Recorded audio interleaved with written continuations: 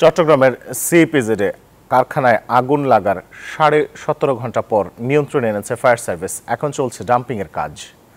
পুরোপুরি আগুন নেভাতে আরও অনেকক্ষণ লাগতে পারে বলছেন কর্মকর্তারা। বৃহস্পতিবার দুপুর 1:45 আগুনের সূত্রপাত ঘটে।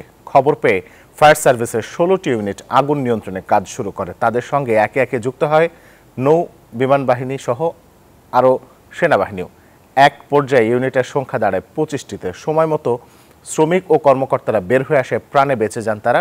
ফায়ার সার্ভিসের কর্মকর্তারা বলছেন আগুনের সূত্রপাত কিভাবে তা খতিয়ে দেখা হচ্ছে।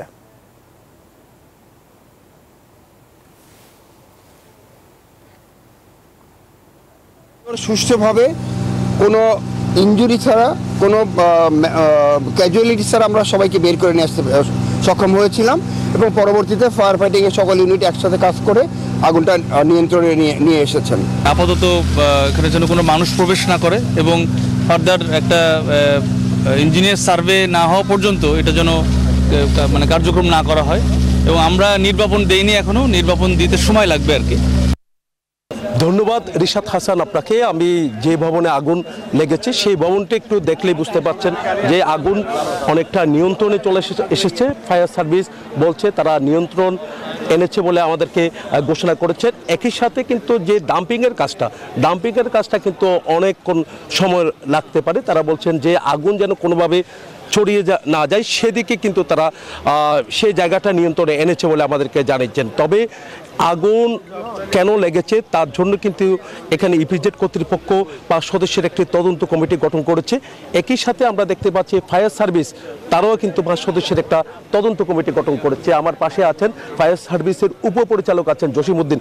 একটু কথা বলতে চাচ্ছি যে ভয়াবহ আগুন 17.5 ঘন্টা পর আগুন নিয়ন্ত্রণে এনেছেন, এখনো পর্যন্ত ডাম্পিংয়ের কাজ চলছে। আসলে এত সময় কেন লেগেছে বলে মনে হচ্ছে? আমরা আপনার গতকাল আমরা 2:10 থেকে আমরা আগুনের কাজ শুরু করেছি এবং আমাদের 3টে ইউনিট ঘটনাস্থলে এসে আমরা 6 তলা 7 তলা 8 তলা তখন 20 তলা করেছিল যে 8 তলার মধ্যে আমরা 6-7 তলাতে যে প্রচুর ধোঁয়া ছিল আমরা 20-25 জন লোককে সেভ করতে সক্ষম হয়েছি। পরবর্তীতে আমরা এই আগুনগুলো নিভেতে গিয়ে আমরা যে দুই দিকে আমরা অবস্থাগুলো পেয়েছি, যেগুলো গাছ ছিল, বিদ্যুৎ লাইন ছিল, ওই কারণে আমরা কাজগুলো দুই দিকে করতে পারিনি। অন্য 2 সাইড ওপেন ছিল, আমরা ওই দিক থেকে কাজ করেছি। আমাদের যে চ্যালেঞ্জ ছিল যে এখানে যে লাইফ সেভ করার জন্য এখানে যেহেতু নিচের তলা থেকে 3 তলা পর্যন্ত আপনার এখানে টাওয়াল তৈরি করা হতো, এখানে বিভিন্ন আবার কেমিক্যালও থাকতে পারে।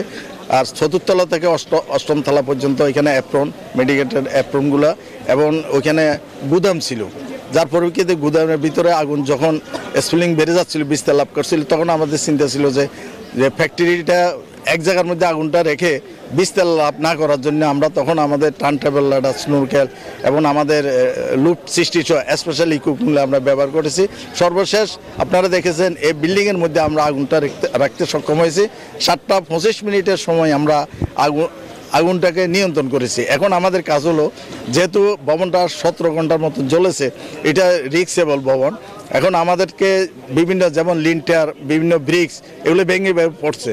আমার নিরাপদ থেকে আমাদের লোকজনকে দিয়ে আমরা বাকি কাজটা। আগুনের সূত্রপাত কোন জায়গা থেকে হয়েছে? আমরা যেহেতু আমার ডিজি মহোদয় অলরেডি 5 সদস্য কমিটি গঠন করেছেন, তারা 15 দিনের মধ্যে রিপোর্ট দিবেন। রিপোর্ট কমিটি নির্ধারণ করবে যে কিভাবে আগুনটা লেগেছে। অনেক ধন্যবাদ। এই ছিল আমার এখানকার সর্বশেষ। ফিরে যাচ্ছে স্টুডিওতে রিশাদ হাসানের কাছে। আপনাকে ধন্যবাদ। পদ্মা সেতু, মেট্রো রেল এবং এলিভেটেড এক্সপ্রেসওয়ে নির্মাণের গর্বিত অংশীদার বসুন্ধরা সিমেন্ট।